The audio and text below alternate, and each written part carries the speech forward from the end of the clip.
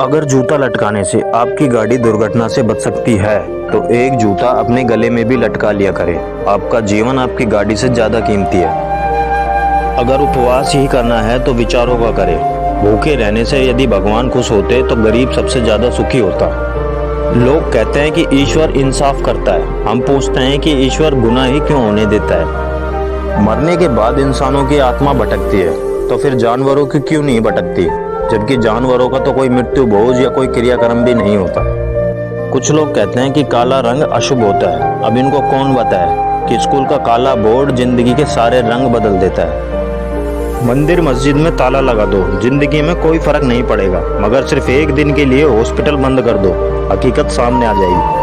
मेरे लिए प्रकृति ही ईश्वर है, विज्ञान ही सत्य है, इंसानियत ही धर्म है और कर्म ही पूजा है। मंदिर के बाहर लिखा था अपने सामान की सुरक्षा खुद करें, और मंदिर के भीतर लिखा था भगवान की मर्जी के बिना एक पत्ता भी नहीं हिलता। हम भी गंगा को मानने लग जाए अगर गंगा पाप धोने की जगह पापियों को सजा देने लग जाए।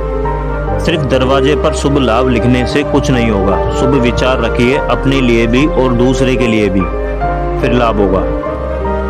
देवी देवताओं को घर में रखने के बाद भी भरोसा सिर्फ ताले पर किया जाता है।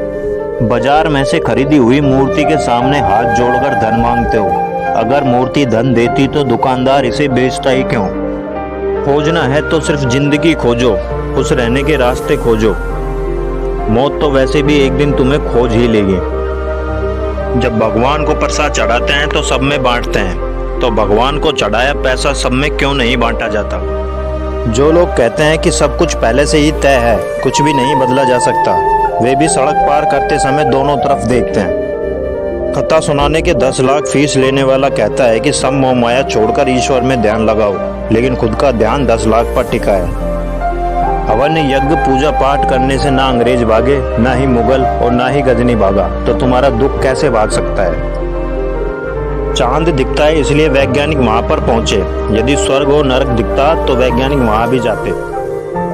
इंसान को मारकर धर्म की रक्षा करने से बेहतर है धर्म को मारकर इंसान की रक्षा करे, क्योंकि इंसानियत ही धर्म है। प्रकृति एक मंदिर है, लेकिन अंधा मनुष्य उसे देख नहीं पाता।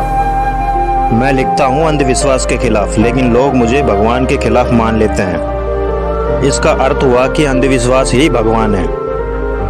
खुश रहना एक कला है और इसे सीखा जा सकता है। अगर आप जीवन से कुछ चाहते हो तो उसे पहले खुद में पैदा करना होगा।